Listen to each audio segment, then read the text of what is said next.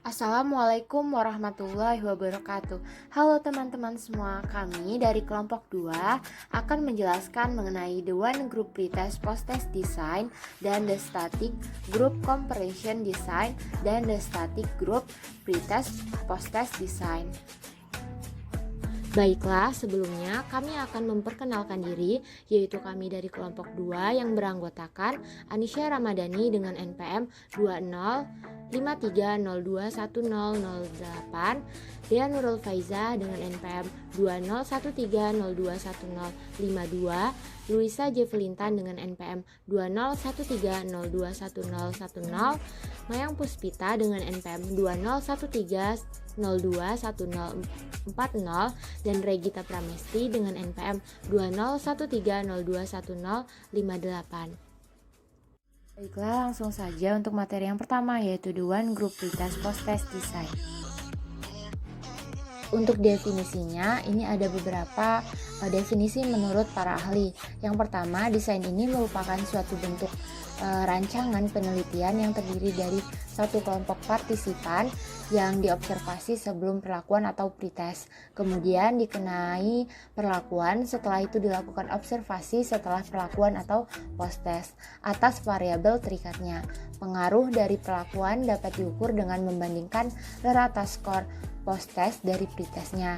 Itu menurut Dimitrov dan Romrel tahun 2003. Lalu yang kedua itu ada the one group pretest post-test design, yaitu desain penelitian yang terdapat pretest sebelum diberi perlakuan dan post-test setelah diberi perlakuan.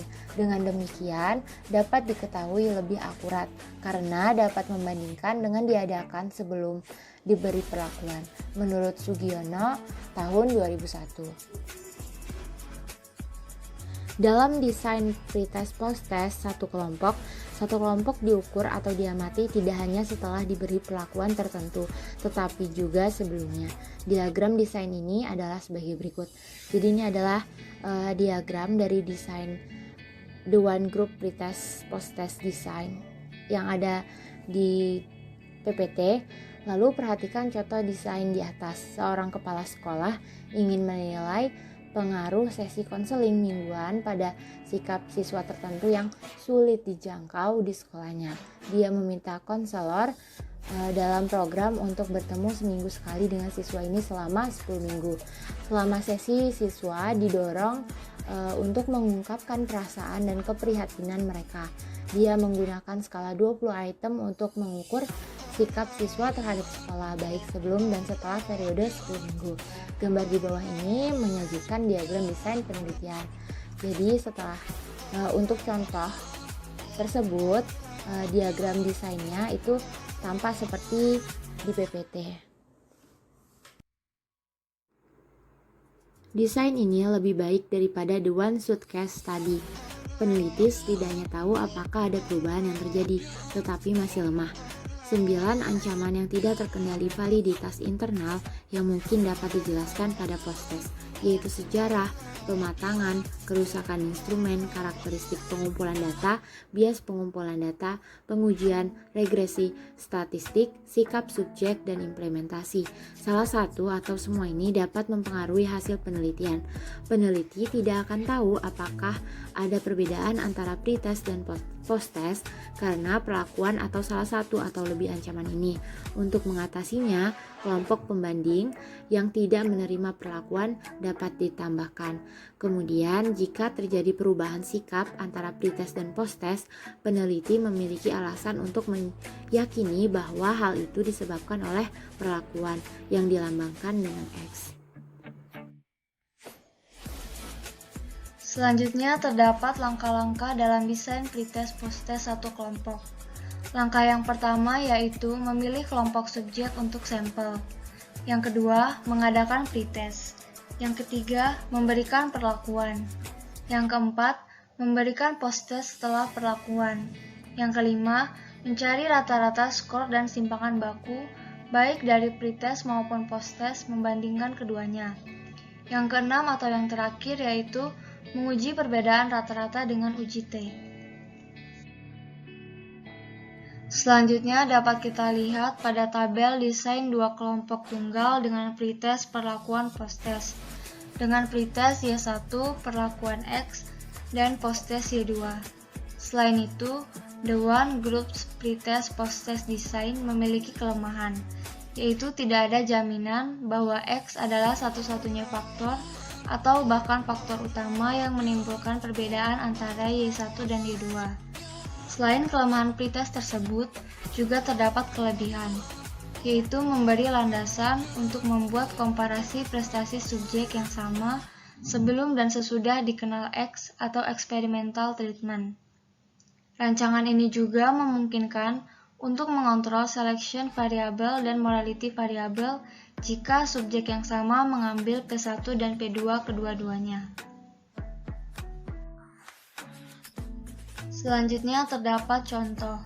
Bila dalam one shot case study tidak diberi pretest, maka pada paradigma ini terdapat pretest sebelum diberi perlakuan, sehingga hasil perlakuan dapat diketahui lebih akurat karena dapat membandingkan dengan keadaan sebelum perlakuan. Terdapat O1 x O2, dengan O1 merupakan nilai pretest atau sebelum diterapkan model pembelajaran STAD, dan O2 merupakan nilai posttest atau setelah diterapkan model pembelajaran STAD. Ini pengaruh diterapkannya model pembelajaran STAD terhadap prestasi belajar siswa. Dalam one group pretest posttest design ini, diberikan tes terlebih dahulu sebelum diterapkannya model pembelajaran STAD atau O1. Kemudian, setelah diterapkan model pembelajaran STAD, diberikan tes kembali atau O2, sehingga pengaruhnya jelas antara sebelum diterapkan model pembelajaran STAD dan setelah diterapkannya model pembelajaran STAD. The Static Group Comparison Design atau desain perbandingan kelompok statis. Dalam desain perbandingan kelompok statis, dua grup yang sudah ada atau utuh dapat digunakan. Hal ini terkadang disebut kelompok statis. Oleh karena itu, nama ini juga digunakan sebagai nama untuk desainnya.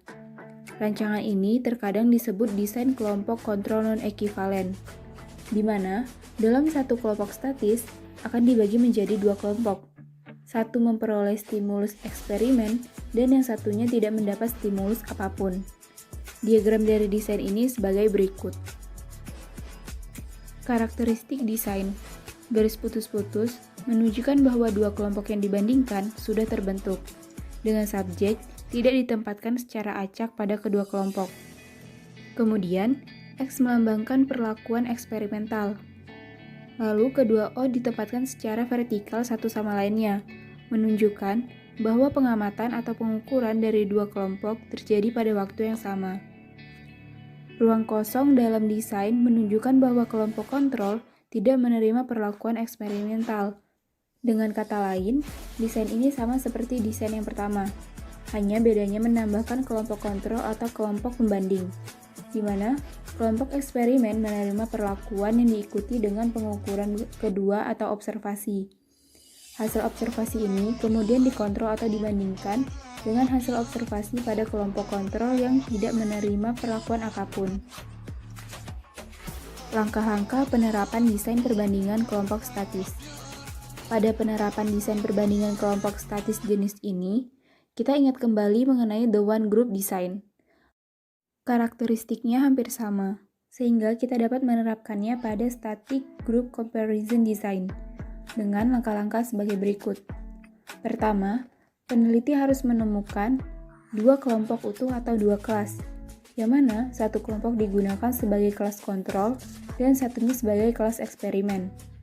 Untuk pemilihan dua kelas ini, yang perlu ditekankan adalah karakteristik desainnya, bahwa untuk pemilihan kelompok kelas tidak dilakukan secara acak. Yang kedua, menggunakan eksperimental atau perlakuan terhadap salah satu kelas, yaitu kelas eksperimental. Yang ketiga, peneliti mengukur derajat hasil observasi semua siswa di kelas tertentu pada waktu yang sama. Artinya, peneliti akan membandingkan hasil kelas kontrol dengan kelas eksperimen pada waktu yang bersamaan. Selanjutnya, contoh desain perbandingan kelompok statis. Pada contoh ini, ada suatu penelitian mengenai pengaruh pemberian buku sekolah baru terhadap minat belajar siswa. Langkah pertama yang kita lakukan adalah menentukan dua kelompok atau dua kelas yang nantinya akan digunakan sebagai kelas kontrol dan kelas eksperimen. Pada desain perbandingan kelompok statis atau non-equivalent control group design, pemilihan sampel tidak dilakukan secara random. Artinya, pemilihan sampel tersebut akan disesuaikan antara kelas kontrol dan juga kelas eksperimen yang akan dicari sampel tersebut yang sebanding seperti misalnya kelas 2A dan kelas 2B. Kelas 2A dan juga kelas 2B sebelumnya mendapatkan buku biasa untuk melakukan pembelajaran di sekolah. Dengan adanya penelitian ini, salah satu kelas yang dijadikan kelas eksperimen nantinya akan diberikan buku baru. Nah, kita lihat pada bagian tersebut, bagian yang bertanda X itu melambangkan kelas eksperimen, yaitu kelas yang diberikan suatu treatment atau perlakuan khusus pada penelitian ini. Perlakuan yang diberikan yaitu pemberian buku baru. Untuk kelas kontrol, tidak diberikan buku baru, artinya masih tetap menggunakan buku biasa. Selanjutnya, setelah diadakan penelitian tersebut, nantinya akan diperoleh hasil observasi untuk O1 sebagai hasil observasi dari kelas eksperimen dan untuk O2 merupakan hasil observasi dari kelas kontrol. Hasil observasi ini berisi skala sikap yang akan digunakan untuk mengukur minat siswa. Nantinya, hasil ini akan dibandingkan antara kelas eksperimen dan juga kelas kontrol. Manakah yang memiliki peningkatan minat belajar siswa? Apakah kelas eksperimen yang telah diberikan perlakuan yaitu pemberian buku baru atau minat belajar siswa lebih tinggi pada kelas kontrol, yaitu kelas yang tidak diberikan buku baru atau tetap menggunakan buku biasa. Nantinya, hasil observasi ini akan dibandingkan oleh peneliti antara peningkatan minat belajar siswa dengan kelas eksperimen dan juga minat belajar siswa pada kelas kontrol. Yang nantinya oleh peneliti akan disimpulkan apakah ada pengaruh terhadap perlakuan yang diberikan yaitu pemberian buku baru terhadap minat belajar siswa. Contoh kedua dari desain perbandingan kelompok statis atau non-equivalent control group design, yaitu penelitian tentang pengaruh penerapan model pembelajaran discovery learning terhadap hasil belajar siswa.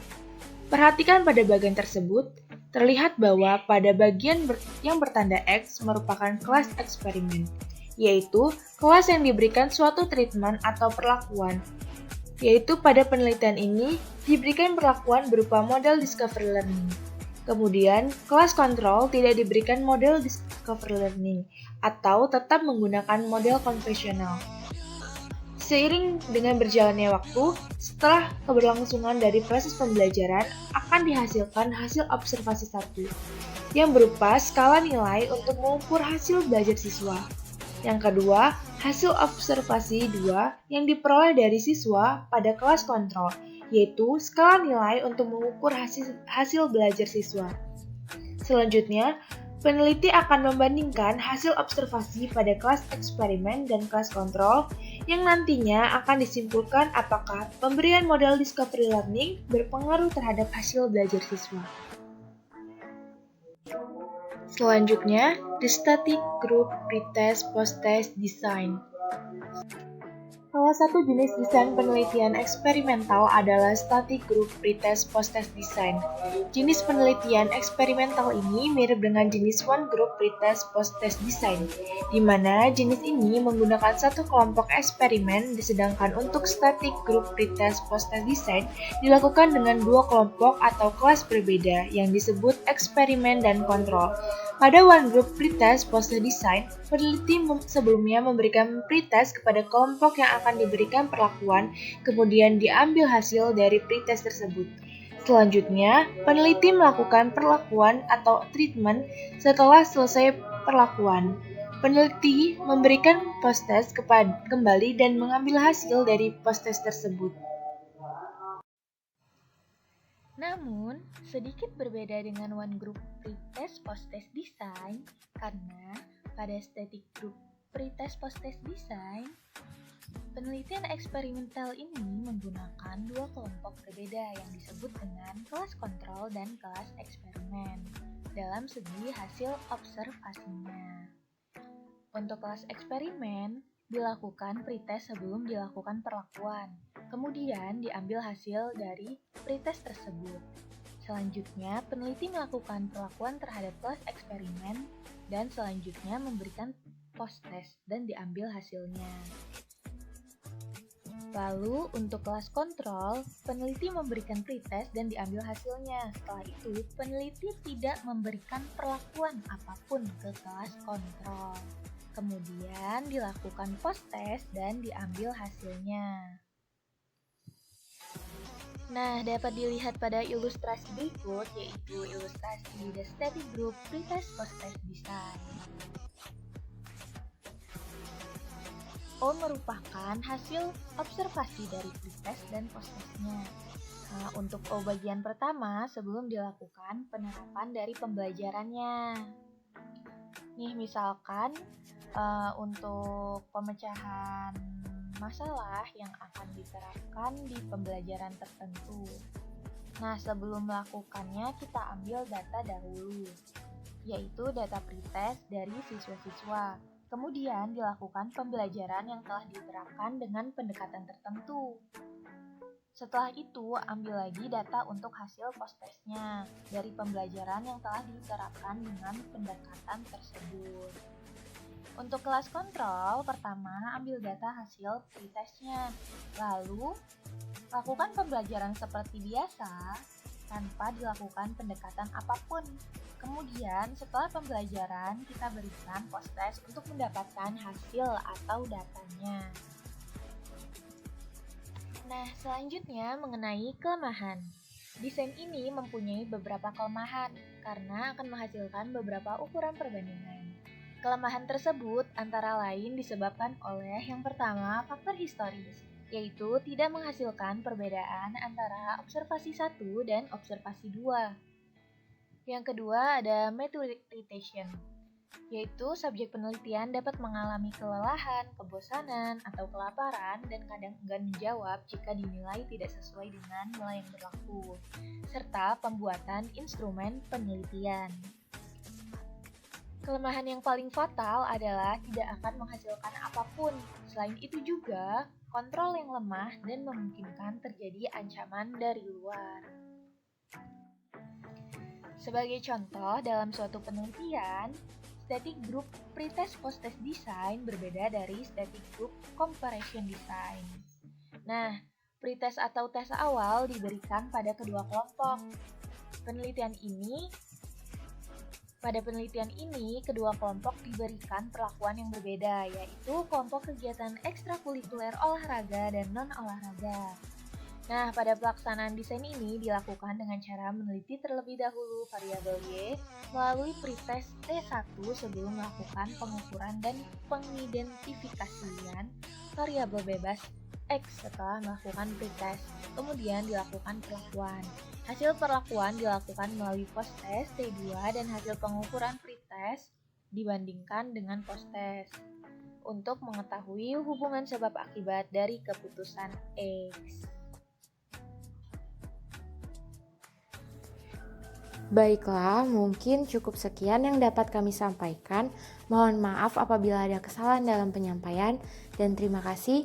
Wassalamualaikum warahmatullahi wabarakatuh.